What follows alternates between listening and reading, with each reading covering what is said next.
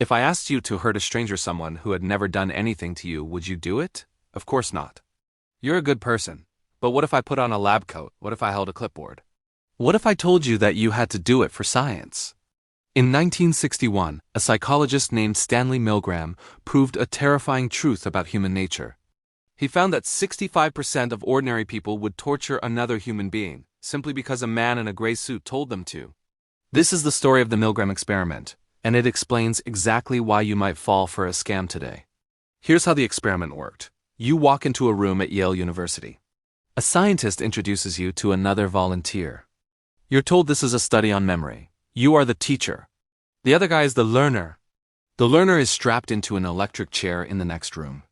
You sit in front of a machine with 30 switches, ranging from 15 volts to a deadly 450 volts. Your job is simple. You read a word. If the learner gets it wrong, you shock them.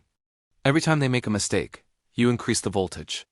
As the shocks get higher, the learner in the other room starts to scream. He begs you to stop. He says his heart is hurting. Eventually, he goes silent. You want to stop. You look at the scientist and say, "I can't do this." But the scientist doesn't get angry. He doesn't pull a gun. He just calmly says, "The experiment requires that you continue." And here's the horror. Most people kept pressing the button. They were sweating, trembling, and crying. But they obeyed. Now, the twist. The shocks weren't real. The learner was an actor. The screams were a recording. The only thing real was the blind obedience.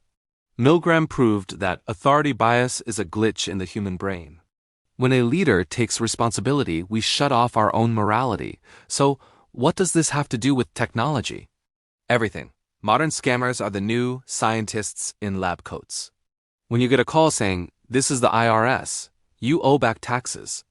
Pay now or you will be arrested." Or a text from your CEO saying, "I need you to wire these funds immediately." It is urgent. They are hacking your authority bias. They use a formal tone, a badge, or a title to make you feel like the teacher in that chair. They apply pressure. They tell you there is no choice. They know that if they can make you feel small and make themselves look big, you will stop thinking and start obeying. You will press the button. You will send them money. So remember Stanley Milgram. True authority figures, real police, real bosses, will never ask you to hurt yourself or panic over the phone. The next time someone demands you act right now, don't be the 65%. Be the 35% who stood up, looked the scientist in the eye, and said no. Thanks for watching, and be sure to subscribe for more insights into the history of criminology.